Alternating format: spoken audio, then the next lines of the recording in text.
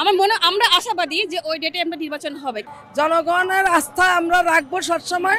আলহামদুলিল্লাহ নির্বাচনের ঘোষণা দিয়েছে, তাতে আমরা আনন্দিত। উনি যদি ওনার এই কথাটুকু রাখে তাহলে আমরা ধন্য হব। নির্বাচনের মাধ্যমে তো আমরা সাধারণ জনগণের সেবা করব। এখনো তো আমরা ওইভাবে নাই, মানুষের সেবা করতে পারতেছি না। নির্বাচন ছাড়া তো যে কোনো একটা জিনিসেরই আছে না। ধরেন আমরা একটা জায়গায় গিয়ে পরিচয় দিতে পারি যে আমরা সরকারি দলীয়, এখন কি ওইটা দেওয়া যায় নাকি? ওটা তো দেওয়া যায় না। তো সাধারণ পাবলিকের যদি সেবা করতে হয় নির্বাচনী মাধ্যমে দলীয় সরকার হিসাবে ওটা করা যায়। RICL TMX, যুগের পর যুগ স্থাপনা থাকে মজবুত। লাগতেছে আমাদের 16 বছরের আন্দোলন সফল হচ্ছে, আমরা খুব খুশি। নির্বাচন ইনশাল্লাহ হবে। নির্বাচনের জন্যই তো আমরা যেই কষ্ট, আমাদের এই আনন্দ র্যালি সবকিছু মিলেই আমরা খুব খুশি। জনগণের আস্থা আমরা রাখবো সবসময়।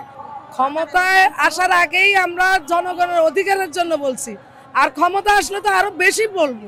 আমাদের র্যালি হচ্ছে 5 আগস্টে যে গণ অভ্যুত্থান হয়েছে, যে গণ অভ্যুত্থানের মাধ্যমে স্বৈরাচারী বিদায় হয়েছে, সেদিন যে আমাদের আনন্দ উৎসব হয়েছে, সেই আনন্দ উৎসবটাকে সামনে রেখে আজকে আমরা এই বিজয় র্যালি করছি। এটা তো খুবই আনন্দের একটা বিষয়, কারণ যে বিষয়টা পেন্ডিং ছিল, আসলে কি হবে সে দুরবস্থায় ছিল, সেটা উনি এখন ঘোষণা দিয়ে দিয়েছেন।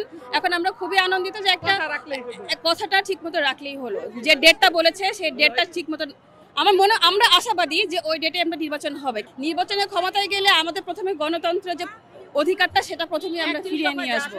31 দফার মধ্যে আমাদের প্রিয় নেতা জনাব তারেক রহমান উনি 31 দফার একটা ছক তৈরি করে দিয়েছেন। সেই ছকের মধ্যে, সেই 31 দফার মধ্যে যা যা আছে আমরা সেটা পুরোপুরি পালন করার চেষ্টা করি।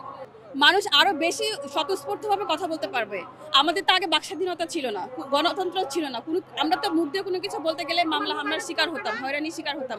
এখন তো মানুষ মুখ খুলে কথা বলতে, প্রাণ খুলে কথা বলতে পারতেছে। আমরা বাকস্বাধীনতার জন্যই আন্দোলন করেছি। ইউনিট সরকার যে ক্ষমতায় থেকে এখনো যে ধরনের অরাজকতা তৈরি হচ্ছে বা অরাজকতা হচ্ছে, আমরা চাই সেই অরাজকতাটা অবিলম্বে নিরসন হবে। এবং প্রশাসনের যে নির্যাতন সেটা কিন্তু এখনো বন্ধ হয়নি। প্রশাসন এখন ভিন্ন নামে ভিন্নভাবে ভিন্ন ধরনের কাজ করছে। আমরা ইউনিট সরকারের কাছে আশাবাদী যে প্রশাসনটাকে ওইটি ঠিক করার জন্য। আমাদের বার্তা একটাই, আমরা একটা তাড়াতাড়ি খুব সুন্দর একটা জাতীয় নির্বাচন চাই। দেশের যে অবস্থান চলছে এটাকে এইভাবে চলতে গেলে আরো দেশ ক্ষতির দিকে চলে যাচ্ছে।